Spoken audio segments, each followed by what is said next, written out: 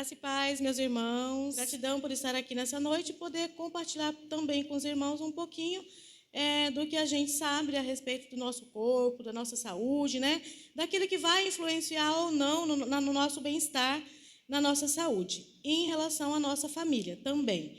E antes de entrar no nosso assunto propriamente dito, eu vou compartilhar com os irmãos aqui na palavra do Senhor, no Salmo 128, que fala a respeito da família e das bem-aventuranças que o homem tem quando ele tem a sua vida, né, depositada nas mãos do Senhor. Então, Deus promete grandes bênçãos na vida, não só do homem em si, mas dos seus familiares e dos seus filhos, né? Foi o que a gente viu aí no decorrer de todo o mês. E hoje, para finalizar, a gente só vai confirmar algumas coisas, né, relembrando algumas que já foi dito e falando mais algumas.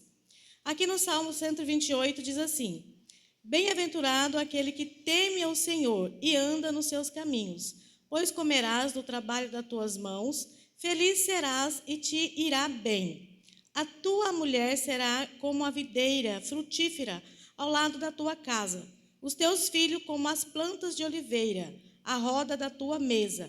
Eis que assim será abençoado o homem que teme ao Senhor.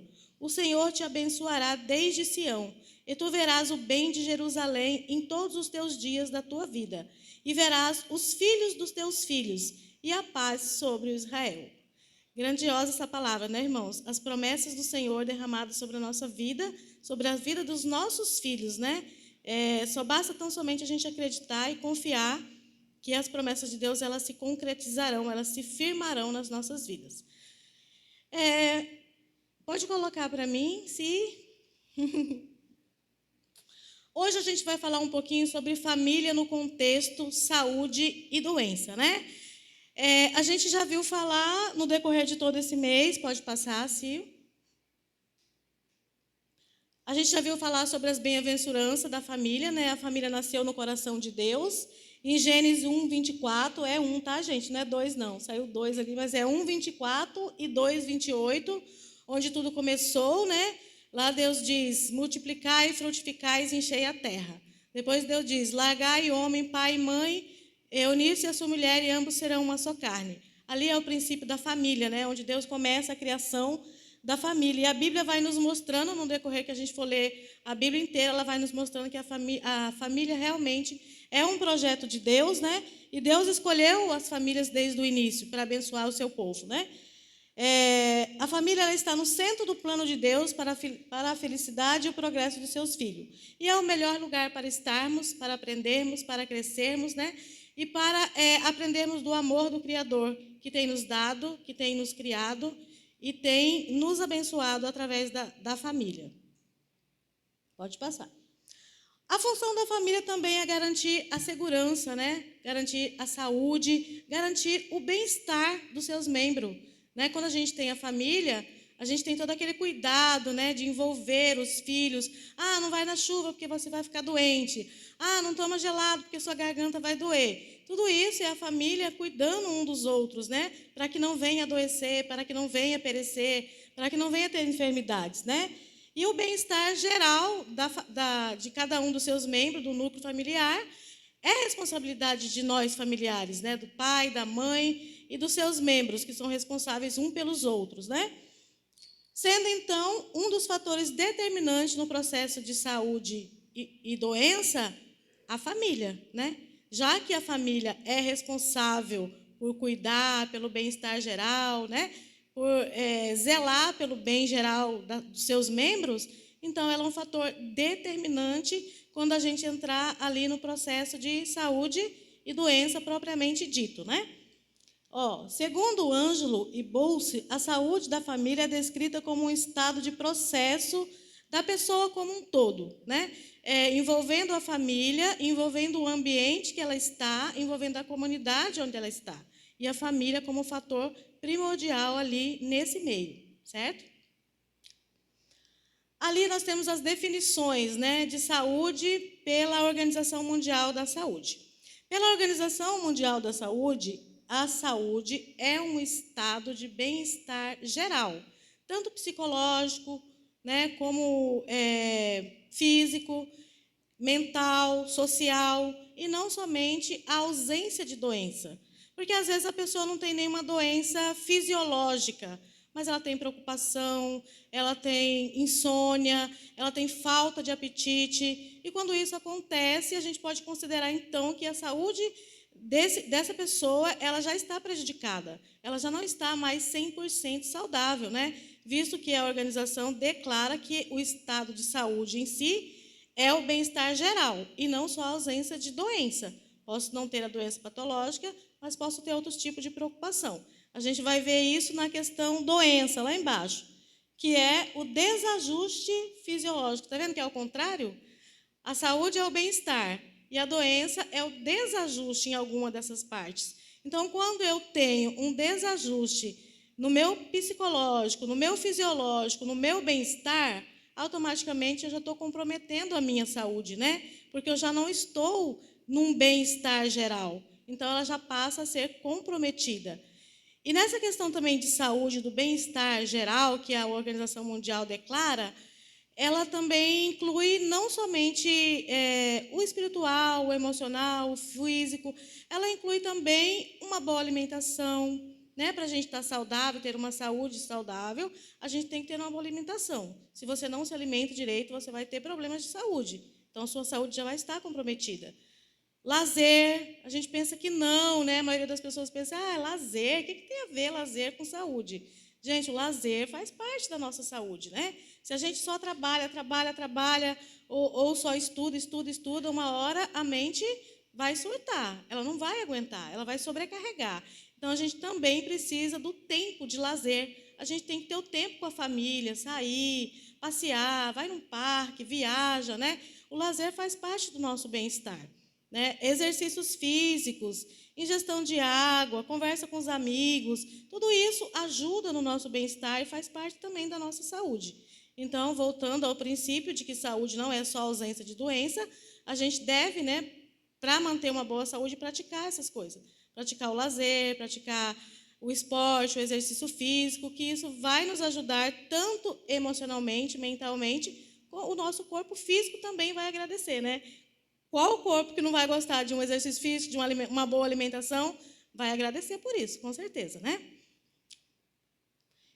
Lidando com o processo de doença dentro da família. Então, agora aqui a gente já vai entrar numa parte de doença mesmo, né? De doenças patológicas mesmo, de doenças físicas, não mais as mentais, as psicológicas. A gente vai partir para o âmbito de uma doença, né, de um diagnóstico já mais fechado, quando o médico já fecha um diagnóstico aqui. Que às vezes a maioria das pessoas que passaram ou passa por isso sabe a dificuldade que é, a dificuldade que tem, né, os transtornos que causa. Como a gente é uma família, somos agregados, somos membros, qualquer desajuste vai afetar o corpo inteiro, né? A gente vai falar sobre isso daqui a pouco. No contexto familiar tem um importante papel nesse contexto de saúde e doença. Porque no decorrer de todos os estudos que a gente teve aqui, a gente viu muito falar assim, da infância, da adolescência, do crescimento em família, e que isso envolve, né, o nosso estado de adulto, o nosso estado emocional, né, o nosso estado de uma forma geral. Então, às vezes, o gatilho para uma certa doença ele pode estar ali no núcleo familiar, através de uma desavença, através de conflitos, através de percas familiares. Aí a pessoa fica desajustada psicologicamente, fica abalada emocionalmente, às vezes abala até a fé, né? E isso pode trazer transtornos, transtornos no corpo, refletir no nosso corpo. O emocional ele vai transcender e vai se manifestar no nosso físico. O que acontece no corpo, na mente, na alma, ele se exterioriza para fora, né? A gente vê muitos casos de pessoas com vários tipos de sintomas no corpo, sintomas físicos, e faz exame, faz tratamento, e às vezes não se descobre o que tem, porque é de fundo emocional, é de fundo psicológico, e às vezes a medicina não vai conseguir achar o que ela tem. E ela vai ter que buscar no fundo da sua mente, vai ter que buscar psicologia, vai ter que buscar tratamentos alternativos, porque a nossa mente ela exterioriza isso. e vai para o corpo, e vai para o físico. Então, às vezes, tem que ser tratado ali. Começa ali, tem que ser tratado ali para chegar numa solução. Porque se não se descobre, vai empalhando, empalhando, empalhando, e não consegue chegar ali no X da questão, né? Então, a família já entra aí como um fator primordial, principal, nesse processo aí de doença e família, né? E quando a doença chega, né? Meu Deus, né? Estamos vulneráveis, né? Estamos nessa terra, somos seres humanos, estamos propensos, todos nós estamos sujeitos a ter, em algum momento da vida, ter um problema de saúde. Infelizmente, é uma realidade que a gente não pode mudar, né? Porque estamos nessa terra, somos seres humanos, em algum momento a gente vai se deparar com um processo de doença no nosso núcleo familiar, né? Seja ela aguda ou crônica, em algum momento ela vai aparecer. E eu sempre comparo muito a questão da família com o nosso corpo, né? Eu falo que o corpo ele tem seus membros, né? E a família também tem os seus membros ali. E às vezes a gente tem aqueles que são mais chegados, né? A gente tem os vitais, que são o coração, o pulmão, que estão aqui mais perto da gente. Mas a gente tem as periferias, né? Os dedos da mão, os dedinhos lá do pé. Mas se você machucar, por exemplo, o dedinho lá do pé, aquele menorzinho que ninguém nem dá importância para ele, o seu corpo vai sentir. Ele vai refletir no teu corpo. Você pode ter um processo inflamatório, você pode ter febre, você pode ter dor no corpo. Então, vai refletir em todo o seu corpo. Na família não é diferente. Às vezes tem aquele membro que às vezes não é tão ligado ali no núcleo, né? Às vezes ele é um pouco afastado, é um pouco distante, mas quando a doença chega, vai refletir da mesma forma na família. Vai sentir do mesmo jeito. Seja um filho, seja uma mãe, seja um pai, não está ligado, não está junto. Mas quando sente a dor, quando a doença chega, que aperta, o corpo inteiro vai sentir, né? Então, a família é considerada muito como um corpo. Os seus membros, né, são os nossos membros, e machucando um deles, nosso corpo inteiro vai sentir, né? E aí, quando a doença chega, né, que entra no nosso lar, entra na nossa casa, é dolorido às vezes, né? Mas nós, como cristão, diante de um diagnóstico, receber esse diagnóstico às vezes não é fácil, né?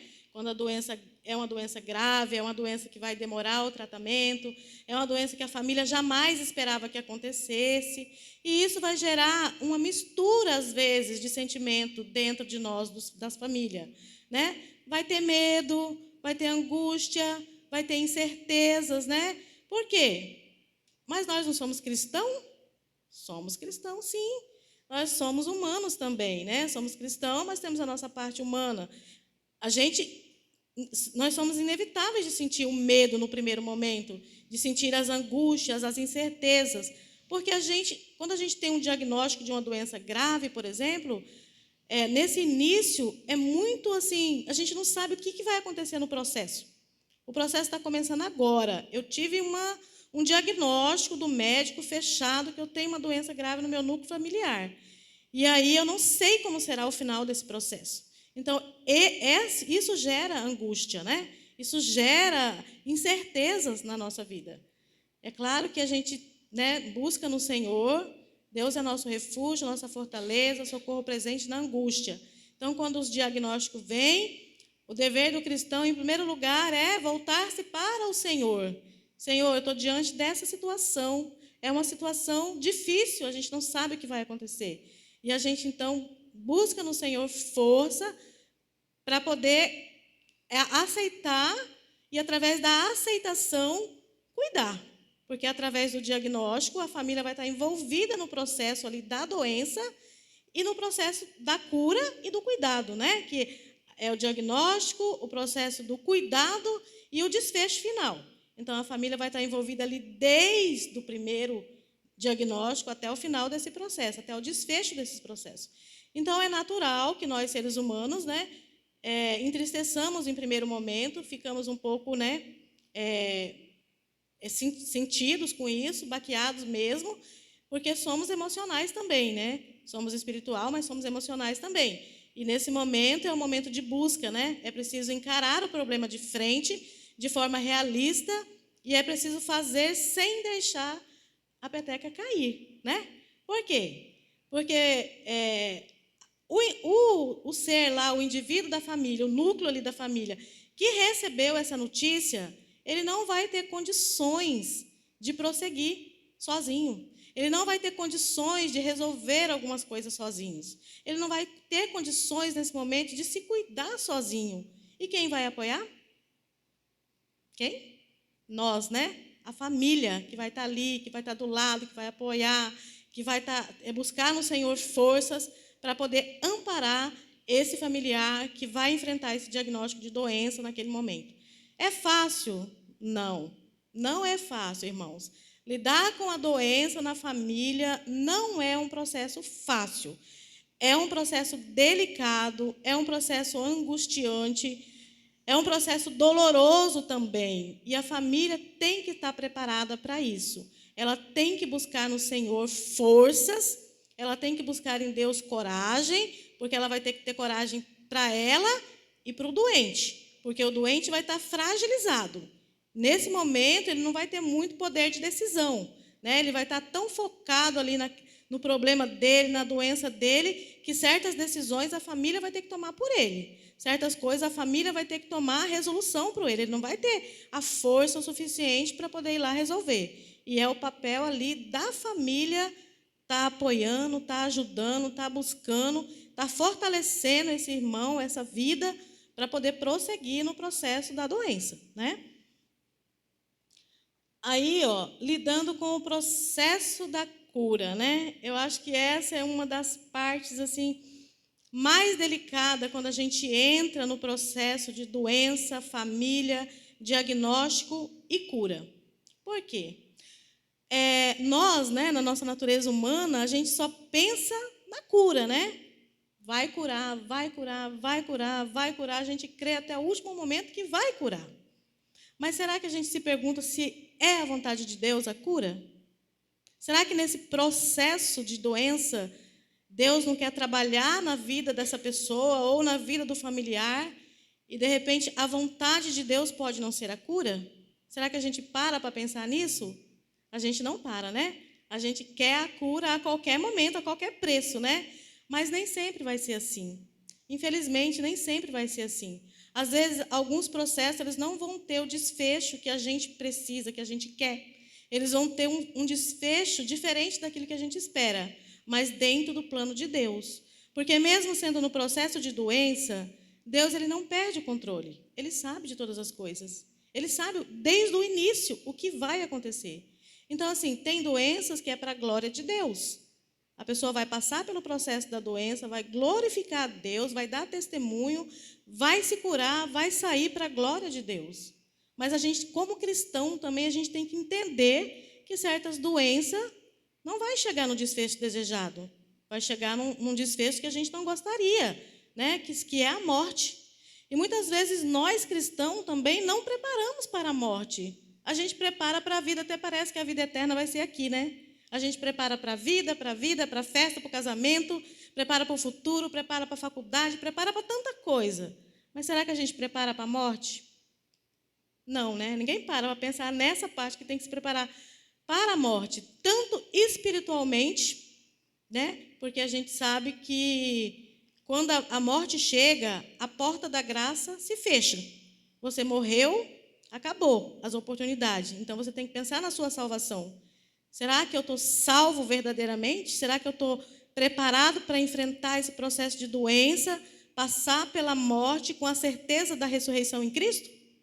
Então, assim, para a gente cuidar do familiar doente, nós cristãos, nós temos que ter essa certeza. Por quê? Porque a gente tem que passar essa certeza para ele. A gente tem que dar essa confiança para ele. Sendo ele cristão ou não, a gente tem que dar essa confiança. Se ele já é cristão, a gente vai encorajar.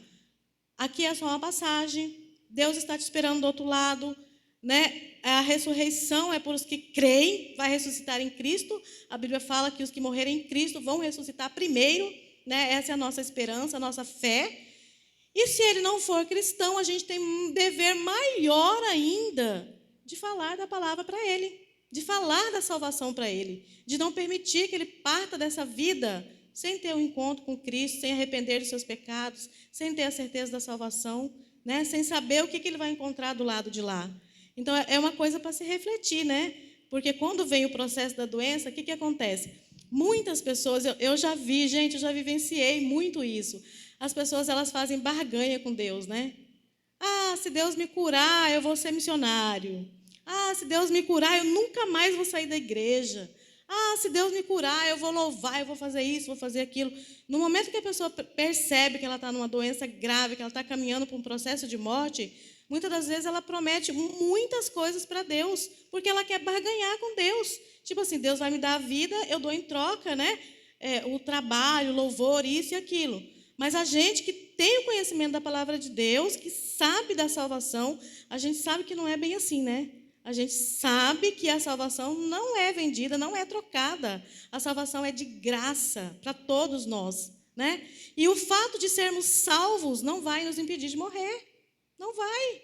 Nós vamos morrer. Querendo ou não, a gente vai chegar no último dia. E a gente tem que estar preparado para isso, né?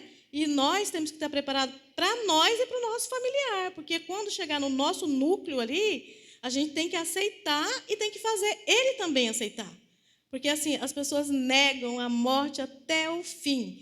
É incrível, assim, como elas pedem para não morrer. A gente que trabalha em hospital, que vira para lá e para cá e está lidando com um paciente grave, é muito triste. É muito triste. As pessoas, elas pedem até o último minuto que elas não querem morrer. Elas não querem. Por que será que elas não querem morrer? Porque elas não sabem para onde vão.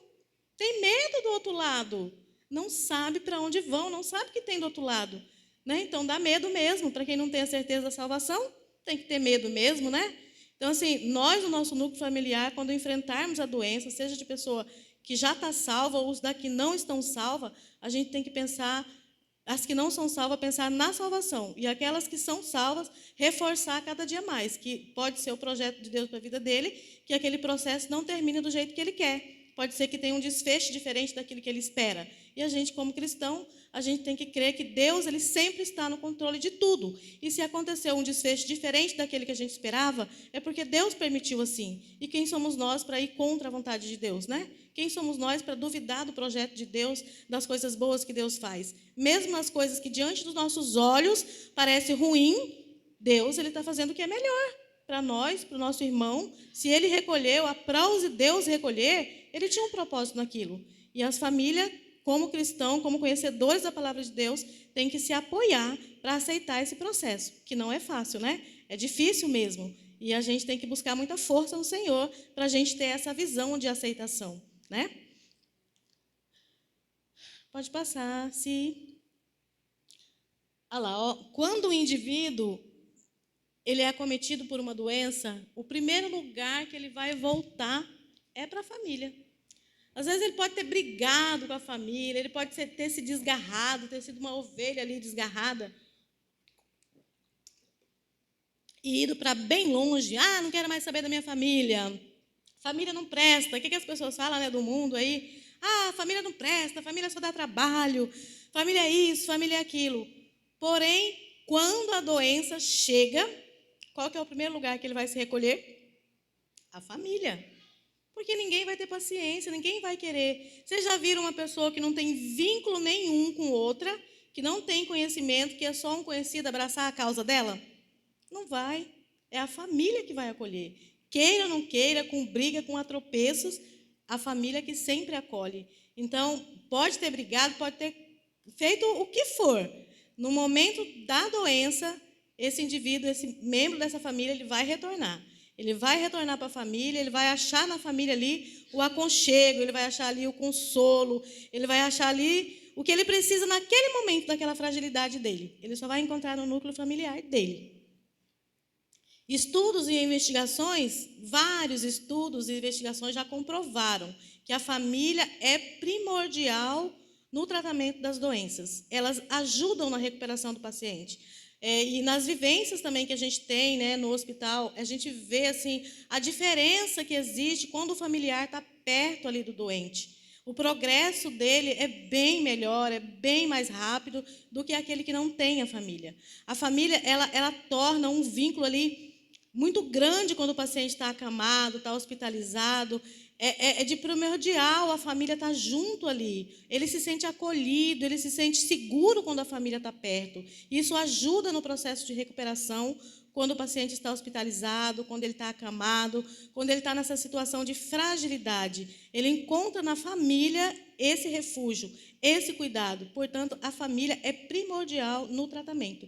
E a gente vê isso no dia a dia nosso, nos hospitais, nas lidanças com as pessoas doentes, a diferença que faz a família estar ali junto. O desfecho é bem melhor do que um que não tem. Até porque o doente ele vai ficar incapaz de resolver certas situações. E a família vai estar ali dando esse apoio, né, que o doente precisa.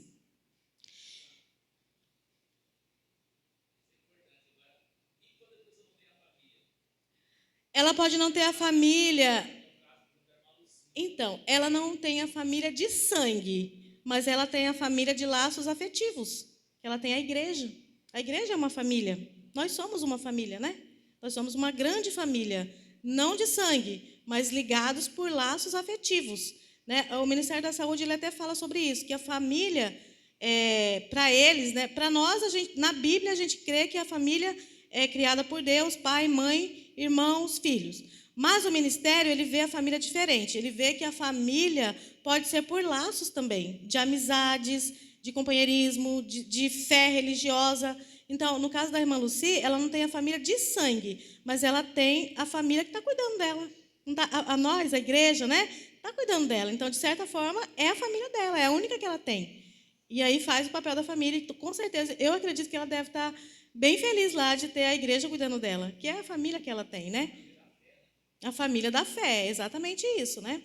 E o Ministério da Saúde, ele entende isso. O Ministério da Saúde, ele entende tanto esse papel importante da família no momento da doença, que ele cria estratégias para poder facilitar, para viabilizar o cuidado da família. Ele criou em 1994 a Estratégia de Saúde da Família.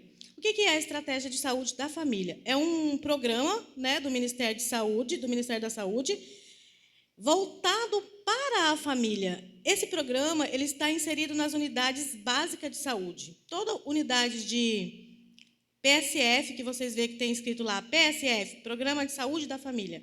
E esse programa, ele visa o cuidado da família desde criança até o idoso. Ele é subdividido. Ele tem saúde da criança, saúde da mulher, saúde do adolescente, do adulto e do idoso. Cada um com as suas particularidades. Ele procura envolver todo o núcleo familiar dentro da unidade da família, dentro da unidade básica da saúde, trabalhando com a promoção e a prevenção da saúde antes que a doença chegue, né? Então, o que a unidade básica faz? Ela cria estratégias, trabalha na promoção, né? Porque muitas vezes o que acontece? A promoção da saúde é a gente trabalhar o que eu falei aqui um pouquinho anteriormente, trabalhar a vida saudável antes que a doença aconteça.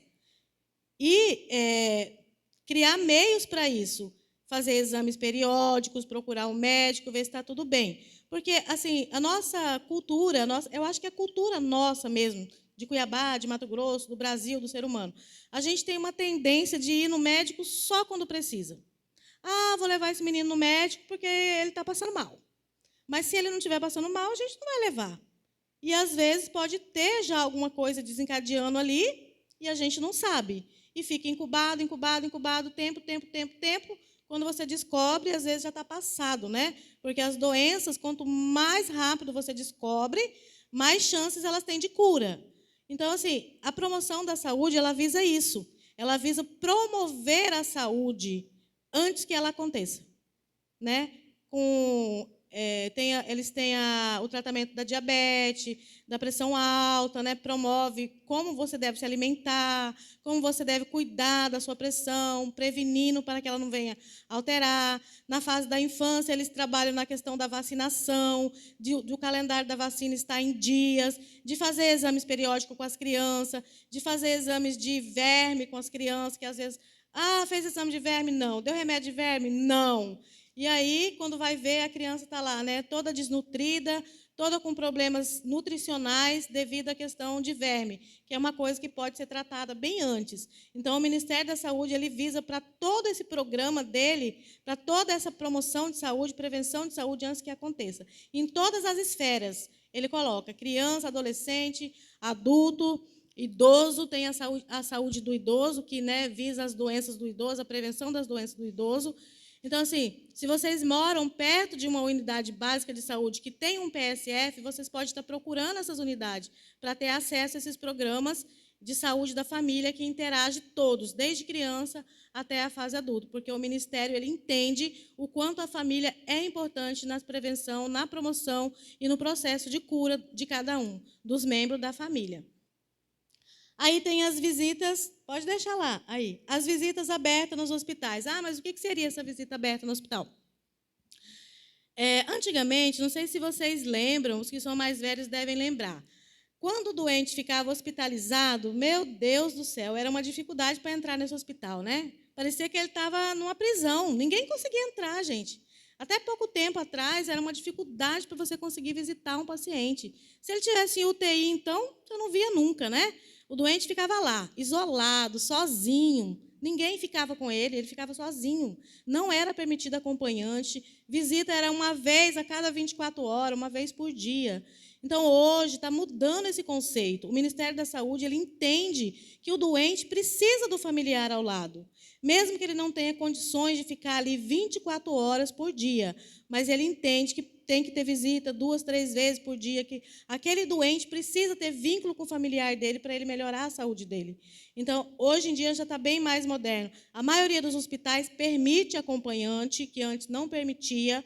Hoje já se permite, porque entende que o acompanhante ajuda na cura, ajuda no processo. O doente fica menos estressado, o doente fica menos irritado, fica mais tranquilo, mais calmo e melhor, e o remédio faz efeito melhor. Porque quando não tem ninguém, ele fica nervoso, ele fica agitado, ele fica com medo, e aí acaba que desestrutura todo o tratamento dele.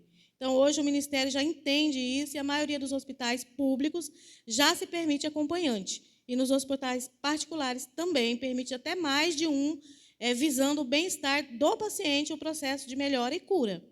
Antigamente isso não existia, era muito difícil. Hoje em dia temos o amparo psicológico, o amparo social, porque entende-se que, como eu falei para vocês anteriormente, do corpo. O doente, a pessoa está doente, a família também está doente. Então, se a família está doente, também a família precisa de tratamento. Então, muitos hospitais hoje já oferecem o amparo psicológico, já oferecem um psicólogo para acompanhar a família, para ouvir a família, ouvir as queixas da família, ver o que a família precisa, ver de onde surgiu aquela doença. Já passa para a família ali o prognóstico, como que vai ser, qual que é a espera, né, que vai ser daquele processo ali de doença. Então, hoje já se trabalha muito nisso, porque o Ministério entende a importância da família no processo. Ele entende que se a família estiver ali, estiver junto, as coisas vão caminhar melhor. E por ele entender, ele criou essas estratégias que antes não existia. Antes era bem complicado, o paciente ficava lá, ó, a léu, ninguém via, ninguém olhava. Hoje não, os hospitais eles têm, o que não tem o psicólogo, tem o assistente social, que também apoia, que também ajuda quando você precisa. E temos também, hoje em dia, as UTIs humanizadas, né? Antigamente, se você ficasse na UTI, misericórdia, você estava numa cadeia, né? Você estava preso, você não via ninguém, era aquela solidão, entrava ali por 1 minuto só, olhava e já saía. Alguns hospitais ainda são assim, mas a maioria hoje já é humanizado. O que é humanizado? Permite o acompanhante estar junto, permite a família estar junto, permite a família ver o diagnóstico do paciente, permite até a família, às vezes, contribuir, falar o que ela quer, o que ela não quer. Não, vamos conversar com a família primeiro. Ah, temos uma coisa para fazer, um procedimento, alguma coisa. A família vai decidir se quer ou não quer. Hoje em dia está aberto, as UTIs hoje estão abertas para isso, abertas para o familiar poder participar, porque o Ministério entende que a família é primordial nesse processo, né? Quando o paciente não tem poder de decisão, quem vai decidir? A família, né? Então, mas assim, a gente tem que também ter muita cautela, né, nesse processo, porque a gente fala assim, eu já falei várias vezes aqui, né? Ah, o doente não tem poder de decisão. Ah, o doente não tem poder de decisão. Mas a gente também não pode tomar isso como verdadeiro absoluto, porque em alguns momentos o doente ele vai querer opinar sobre ele mesmo. E a gente também tem que respeitar esse limite dele, não vai poder impedir. Por exemplo, tem um procedimento que ele tem que fazer, mas o procedimento é doloroso, o procedimento dá mal-estar, dá náusea, dá vômito, e ele não quer fazer esse procedimento. A gente tem que respeitar também, a gente não vai poder ali obrigar. Você tem que fazer, você é obrigado a fazer, você precisa fazer. Né? Não é assim também, a gente tem que ser maleável. Ele não quer, pelo menos nesse momento difícil, nesse momento de dor, então vamos respeitar. Não quer, vamos esperar melhorar, mais para frente a gente tenta de novo. Respeita esse momento do paciente. E outra coisa, sem julgamentos, né, gente? A gente, às vezes, nós, na nossa natureza humana, quando a gente tem um familiar que cai no leito da enfermidade, que cai lá na doença, a gente tem muita mania de julgar, né? Ah, mas eu te falei para você cuidar melhor da sua saúde. Eu te falei para você parar de fumar. Eu te falei para você parar de beber. Isso não vai ajudar em nada. O momento da doença não é momento para julgamento, é momento para apoio, né? Não devemos julgar o nosso ente querido pelas coisas que ele fez. Ele é uma fatalidade da vida, ele ficou doente e agora a gente tem que apoiar e tem que cuidar sem julgar. Porque é muito triste quando a gente vê a paciente, o acompanhante, né? O doente está lá, doente, já ruim, sem prognóstico, sem esperança. Aí chega o familiar desajustado, né? Com o psicológico todo abalado e começa a jorrar várias coisas, né? Se você tivesse me ouvido, você não estava aqui. Eu falei para você, não bebe, não fuma, não faz isso. Você fez. Então, assim, quer culpar o doente naquele momento ali, né? Então, ele só vai desestruturar aquela mente, não vai ajudar em nada, vai só piorar a situação. Então, quando a gente tiver um doente no nosso núcleo familiar, evitar esse tipo de julgamento, né? Evitar tentar colocar a culpa em alguém. Não é culpa de ninguém, é culpa da própria vida. Estamos sujeitos, estamos suscetíveis a isso. Qualquer um de nós, independente se bebemos ou não, fumamos ou não, todos estamos sujeitos a isso, né? É a nossa vida, é a nossa jornada aqui. Somos humanos, trilhamos uma jornada. E nessa trilha, nessa jornada, a gente está suscetível a encarar, a dar de cara com a doença. E não é culpa de ninguém. Então, a gente deve evitar os julgamentos no núcleo familiar. Porque se você julga, ele vai ficar estressado, vai ficar nervoso, vai ficar mais irritado ainda e vai piorar o estado de saúde dele. Então, procurar não fazer isso, não julgar, não culpar. Não é momento para isso, né? O momento da doença é momento de unir as forças, de unir em oração, em busca, né, de Deus, para poder tentar achar a solução, buscar o melhor caminho e não de julgamentos, né? Que às vezes nós, na nossa natureza humana, às vezes a gente acaba fazendo, né? Mas não é legal, não é bom para quem está lá. E aí entra, né, o papel dos enfermeiros, dos profissionais de saúde, de todos que estão alinhados aí na questão, no conjunto da questão de saúde. Hoje em dia, os treinamentos para os profissionais de saúde já estão todos vinculados a esse profissional lidar tanto com o doente como a família. Já tem treinamentos para isso, eles já são bem orientados para isso, eles já entendem também a importância de estar ali, do familiar estar ali, né, junto. Ah, mas mais um para dar trabalho. Não é mais um para dar trabalho, é mais um para ajudar a cuidar, é mais um para estar dando apoio, é mais um, né, para ajudar o profissional a cuidar desse doente. Então, hoje, nas escolas de enfermagem, dentro dos núcleos de hospitalização, os profissionais eles já estão sendo treinados, eles já entendem isso e eles já são treinados para tratar não somente o doente, mas tratar também a família, né? Porque não é só o doente que vai precisar de tratamento, a família também vai precisar de apoio, de atenção, né? De uma forma geral, de cuidado também, né? Por que não usar essa palavra cuidado também, né, para esse núcleo familiar, né? Antigamente era muito individualista, né? Vou cuidar o indivíduo, só o doente, é ele que precisa, era muito curativo, é ele que precisa da cura, é ele que precisa do remédio, então eu vou curar só ele. Era assim que era tratado só o doente, e a família era descartada. Tipo assim, que a família não fazia parte do processo, né? A família fica de longe, a gente só dá notícia. Ah, saiu o boletim. Nem viu a família, lê lá o boletim, tal, tal, tal, tal. E a família fica lá, né, desesperada, angustiada, querendo saber na íntegra o que está acontecendo, porque aqueles boletins pouco se fala numa linguagem que a maioria não entende, que às vezes você pega aquele boletim lá, você vai ler, meu Deus, mas o que é isso? Eu nem sei o que é isso, né? Então, hoje esse conceito está mudando muito. Tem alguns lugares que ainda continua assim, mas já mudou-se muito esse conceito, né? Ao invés de fazer um boletim, um papel, vai lá conversar com o familiar, vai lá falar com o familiar, numa linguagem acessível, que ele entenda, porque aquele boletim lá a maioria não entende. Aí lê lá, nem sabe o que está acontecendo. Será que piorou? Será que melhorou? Ah, foi entubado, mas o que é isso, né? Então, assim, não vai refrescar muito a memória da família. Ao contrário, vai gerar mais angústia, que ele não vai saber o que está acontecendo ali. Então, hoje está mudando muito esse conceito, né? Já se encaixa a família nos tratamentos, já procura passar com mais clareza, né, o diagnóstico do paciente, explicar para a família o que realmente está acontecendo. Aconteceu isso, isso e isso, nosso projeto é isso, isso e isso. O que o senhor acha? Né? Já tem mais uma opinião, já aceita-se mais a opinião do familiar, porque entende, né, que o processo da família é importante no processo da cura, né?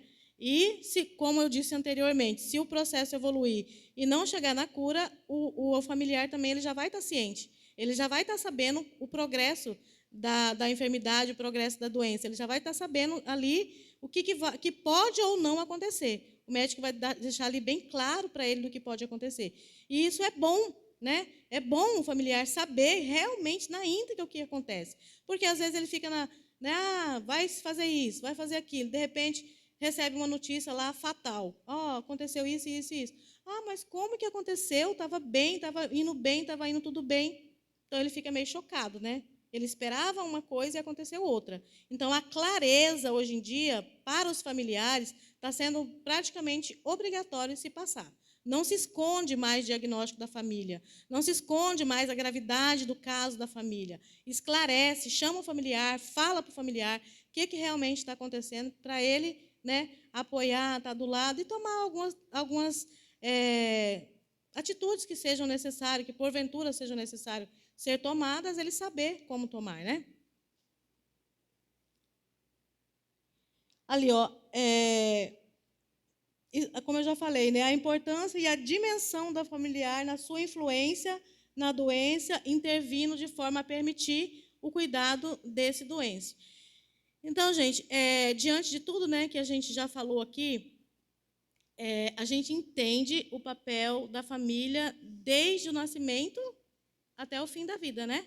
Porque desde o nascimento que a família está presente, né? Nos outros estudos anteriores a gente viu a família presente na fase de infância, depois na outra fase, depois na fase adulta, e por aí vai. E no processo final também, a família está presente. Então, a família está presente desde o princípio até o fim, né? Que privilégio Deus nos concede, né? De poder estar presente na vida dos nossos entes queridos em todos os momentos da vida.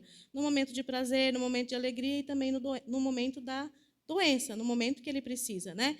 É um privilégio para nós, como família, ter família, porque, de certa forma, é um pouco dolorido você chegar no fim da vida e você não ter ninguém ali para poder te apoiar, não ter um familiar, não ter um pai, não ter ninguém. Mesmo que você tenha outras pessoas que te apoiam, é importante, né? É válido, muito válido, mas o familiar assim, praticamente um familiar de que eu falo assim, próximo, né? Pai, mãe, irmão, são imprescindíveis ali naquele momento, né? Então, assim, aqueles que têm, nós que temos nossa família, nós temos que agradecer muito a Deus por ainda termos pai, por termos alguém ainda do nosso lado, por podermos ter alguém para cuidar de nós e por nós também podermos cuidar daquele que a gente ama, né? Porque nos estudos, né, como eu disse, já provaram que os melhores cuidados, os melhores tratamentos, os melhores avanços na doença são aqueles onde a família está presente. Existe um diferencial quando a família se faz presente ali, né? Isso é provado por literaturas, por estudos, né? Tanto que o Ministério reagiu, né, criando aí tantas coisas que eu já falei para vocês, de tanta importância que a família tem em todos os aspectos da vida e na doença não é diferente, né? Então, assim, que a gente possa ter esses ensinamentos, que a gente possa sempre buscar força no Senhor quando a gente precisar enfrentar essas dificuldades, né? Eu, quando jovem, tive 2 casos na minha família. A minha avó teve Alzheimer, né? Que não é uma doença muito fácil de lidar, é uma doença assim difícil. A pessoa ela vai perdendo totalmente a memória, chega um ponto que ela não lembra nem dela mais, né? Minha avó ela olhava no espelho e ela chamava ela mesma para sair de lá. Vem para cá, vem fazer companhia para mim. E era ela que estava lá. Então, assim, é um processo bem difícil você ver o seu familiar, o seu ente querido ali se degradando dia após dia, sabendo que não tem mais retorno, que não tem mais volta, né? Que está caminhando para um final que a gente não queria, mas que é necessário. E também tive meu pai, né? Que teve um AVC, teve problema na memória, e ele ficou também com a memória de criança. Fazia coisas que a gente, né, meu Deus, não faz isso, não faz aquilo. E a gente cuidou dele também até o fim. E a família serve para isso, né, como a gente viu, para cuidar também nesses momentos ruins até o desfecho que Deus permitir, né? Seja para cura, seja para morte, tudo está no controle de Deus. E nós temos que apoiar, temos que cuidar, temos que estar ali frente a essas adversidades. Como eu disse no começo, é uma coisa que pode acontecer com cada um de nós, não podemos fugir disso. Pode ser eu, pode ser minha filha, pode ser minha mãe, pode ser a irmã, pode ser a filha da irmã. Qualquer um de nós estamos suscetíveis, né?